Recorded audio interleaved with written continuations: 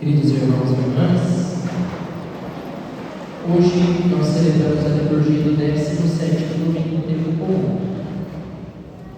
Costumo perguntar, porque me interessa saber, quem se lembra do Evangelho do domingo passado? Importante para a gente dar sequência. Tem muita gente em falta de memória. O Marcelo está ali. A Priscila não deixa o Marcelo responder. Nós ouvimos a parábola do semeador no domingo passado. E também Jesus falava do joio e do trigo. Que o joio cresce junto com o trigo. E ao longo dessa semana, Jesus explicou essa parábola longamente, parte por parte. E hoje, no Evangelho de Mateus, Jesus conta mais 3 parábolas. As parábolas são muito importantes para a gente entender a dinâmica de Jesus e a dinâmica do reino dos céus. A primeira leitura que nós ouvimos é tirada do livro dos Reis, que narra o início da história do rei Salomão. O rei Salomão é filho do rei Davi. É um dos reis mais importantes da história de Israel. Quem foi o rei Davi, o pai de Salomão? O rei Davi, ele foi responsável pela organização do culto a Deus em Jerusalém. Foi o rei Davi que organizou o culto a Deus. Foi o rei Davi que instituiu a tenda para a Arca da Aliança, onde eram feitas as celebrações. Foi o rei Davi que conquistou Jerusalém. O rei Davi fez muitas coisas importantes. O rei Davi foi o rei que deu glória ao nome de Deus. Ele trouxe o nome de Yahvé na frente. Por isso muitos salmos, inclusive, são atribuídos ao rei Davi, e alguns até falam do rei Davi. O rei Davi é muito importante. Então imagine você, filho de uma pessoa muito importante como o rei Davi. É o caso de Salomão, mas muito jovem. Salomão era jovem e ele tinha medo, porque o pai havia feito muita coisa importante, boa, e ele tinha medo de não conseguir fazer. Por isso a oração de Salomão é uma oração muito humilde. Senhor, eu sou muito jovem, eu tenho um povo muito numeroso para cuidar, por isso eu quero pedir a sabedoria. Por que Salomão pede sabedoria e não pede entendimento? Por que Salomão pede sabedoria e não pede inteligência? Salomão também poderia ter pedido exército, riquezas, dinheiro, morte dos seus inimigos. Não pediu nada disso. Pediu sabedoria. Por que a sabedoria é tão importante? E ele pede sabedoria com uma finalidade: para fazer bem para o seu povo. E Deus se alegra tanto com o pedido que ele concede. Porque Salomão não pediu nada para ele pediu em favor dos demais, dos outros, do seu povo, daqueles que ele cuidava.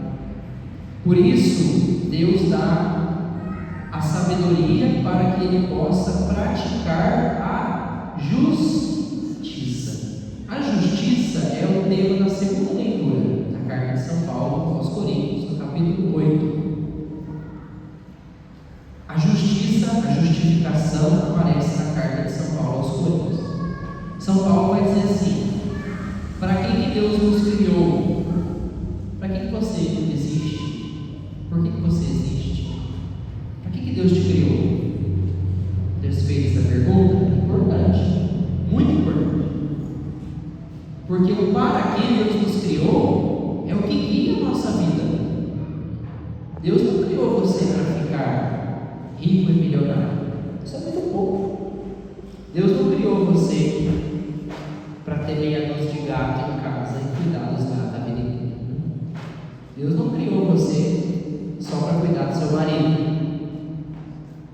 Deus tem uma finalidade para as coisas, tudo que Ele cria tem um fim. Para que Deus criou você? São Paulo responde na segunda leitura. Sabe o que ele diz? Deus nos criou para que nós fôssemos imagem do seu Filho. Essa é a resposta. Você foi criado para ser imagem de Jesus Cristo. Isso responde muita coisa. Vamos trabalhar com parábolas. Se você olha para uma imagem literal de Jesus, como essa aqui do Sagrado Coração, o que você vê? Quando você está na frente da nossa igreja, tem um crucifixo muito bonito lá. As pessoas passam na rua, se benzem, fazem o sinal da cruz. O que a gente vê? Quem é Jesus? Quem é o Filho? O Filho é aquele que se entrega por amor de nós. E tem uma característica de Jesus que tem a ver com a justiça, que eu vou explicar daqui a pouco. Mas o fato de Jesus mostrar o seu coração revela para nós o seu amor infinito. Então, nós precisamos sair dessa missa com a seguinte convicção, com essa certeza: Deus me criou para ser imagem de Jesus. Coloque isso na sua cabeça e principalmente no seu coração. Deus não nos criou para ser outra coisa, só para isso, para ser imagem do seu Filho. E aí já vale um bom exame de consciência, né? Como é que a gente tem que ser? São Paulo fala da justificação. O que é ser justo? O que é ser justo para você? Deus concedeu a Salomão um coração para que ele fizesse justiça. São Paulo está falando que nós precisamos ser justos, porque nós somos criados para ser a imagem do Filho. O que é justiça? Se a gente não souber o que é justiça, não dá para ser, né? O que São Paulo está pedindo, não dá para saber. O que é ser justo? O que é fazer justiça? Segundo o Papa Bento XVI, justiça é dar ao outro o que é de direito. Por exemplo, eu te empresto 5 mil reais, eu não tenho, tá? Eu te empresto 5 mil reais, não me empresta, eu não tenho. Você me devolve quanto? Quanto? 5 mil. Passou disso na agiotagem, é pecado, eu te empresto 5, você me devolve 5. É justo? Sim. Você vai lá, combina com o seu empregador que você vai trabalhar 8 horas por dia e vai ganhar X. No final do mês ele paga X. É justo? É justo. Você combinou? Tá legal? Tá na lei? É justo. Talvez não seja muito bom para você, mas você combinou. É justo, né? Então foi acordado. Isso é justiça. Jesus explica muito bem o conceito de justiça quando ele cita uma lei, a lei de Talião. Olho por olho, dente por dente. Então, quer dizer que Deus pede para nós sermos justos. É isso que Deus está pedindo para nós? É isso? Essa é a justiça de Deus? Vocês acham que é assim? Não é. A justiça de Deus é 70 vezes 7. A justiça de Deus são 5 pães e 2 peixes para 5 mil pessoas. Isso é justiça de Deus. E por aí vai. A justiça de Deus é perdoar o pecado da mulher que devia ser apedrejada, porque era justo, estava na lei. Essa é a justiça de Deus. Então por aí a gente começa a entender. Justiça para Deus é misericórdia. A justiça de Deus é, na verdade, misericórdia. Porque se Deus fosse ser justo com você e comigo, Ele nos daria o que a gente merece. E o que a gente merece não responde. Você sabe muito bem o que a gente merece. Nós merecemos um castigo pelos nossos pecados. A gente vive fazendo mal, trazendo erro, contrariando Deus. Se Deus fosse ser justo com a gente, não ia ficar nem por bom, né? Por isso Deus pede e concede para Salomão a graça da sabedoria, para que ele possa agir com justiça. Isso é maravilhoso. Isso tira um peso imenso. Por quê? Porque eu não preciso receber aquilo que eu mereço. Deus é justo comigo. Ele é misericordioso. E a liturgia de hoje toca muitas vezes no coração. A primeira leitura fala do coração, doute um coração justo. O Salmo fala do amor, ou seja, qual é a importância do coração? A gente vai entender isso quando a gente olha as parábolas também. As parábolas da semana, a parábola do semeador, as parábolas que Jesus conta hoje. O coração é o lugar da decisão. Para o hebreu, para o judeu, a gente não decide com a cabeça, a gente decide com o coração. Por isso, tantas vezes aparece o coração. Eu preciso ter um coração bom, sábio, para ter uma decisão boa e sábia. O contrário disso me faz ímpio. O contrário disso me faz tomar decisões ruins, erradas, a partir de mim mesmo. Quando nós não temos sabedoria, a gente age com imediatismo.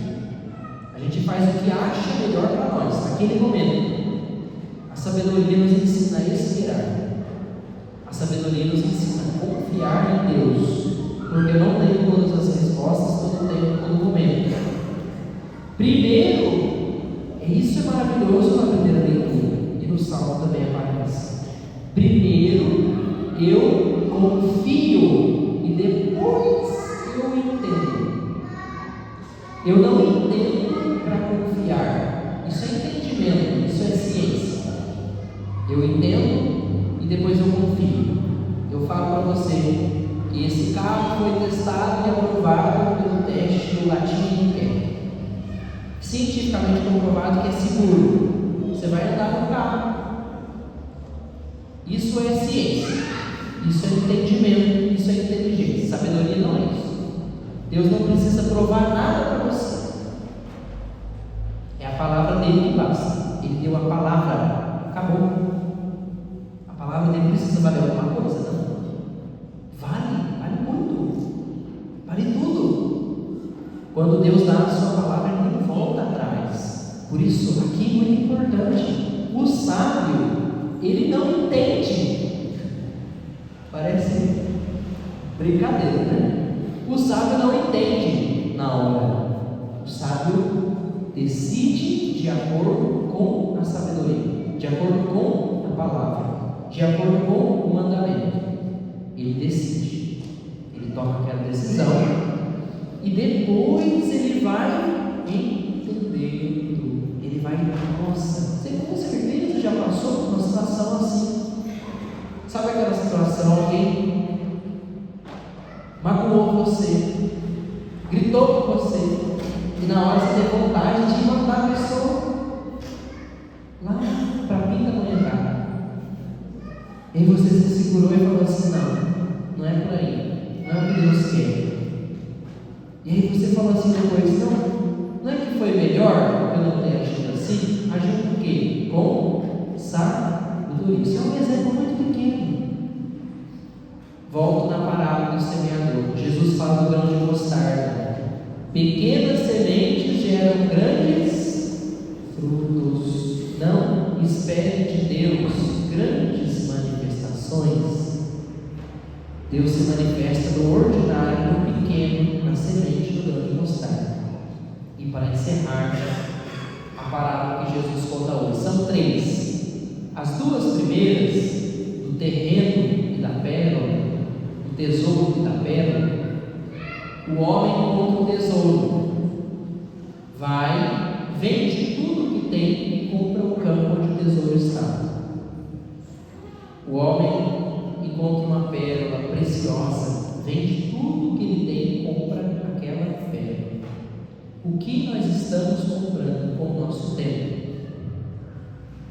O que nós estamos fazendo com a nossa vida? Essa é a pergunta do Evangelho de hoje. Qual é o centro da nossa vida? O que é que faz a gente deixar tudo para estar ali? Se não for Deus, está errado. Se não for Deus, precisa mudar. E aí vem a segunda parábola, que é muito parecida com a da semana passada, do joio e do trigo. O mal e o bem crescem juntos, o joio e o trigo crescem juntos. E às vezes não dá para saber o que é joio e o que é trigo. O que o sábio faz? Espera. Por quê? Tem algum anjo aqui? Na Assembleia, com certeza tem muitos anjos aqui. Mas tem algum anjo aqui encarnado? Não tem, né? Todo mundo gente, né? Graças a Deus. A parábola da semana passada, a parábola de hoje fala a mesma coisa. No fim dos tempos, os anjos virão para separar os bons. Semana passada falava os bons e os maus.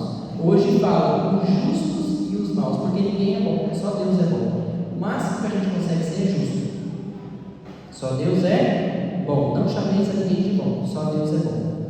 A parábola hoje diz assim: que os anjos vão separar os justos dos maus. Não é você que vai separar, não sou eu. A justiça, essa justiça que a gente espera, essa justiça ela vem, é um poder divino. Não foi dado a nós fazer justiça dessa forma. Não foi dado a nós esse poder. O nosso poder é o de agir com sabedoria. É isso que Deus concede, é isso que a gente deve pedir. Um coração que saiba decidir entre o bem e o mal. Foi o que levou Adão e Eva ao pecado. Eles comeram da árvore do bem e do mal. A gente não pode comer dessa árvore. A gente tem que escolher sempre o caminho do bem, o caminho da justiça, o caminho da sabedoria. Convido você a baixar bastante a sua cabeça. Nessa semana, quantas coisas você vai viver e que vão exercer, que vão exercitar a sua sabedoria?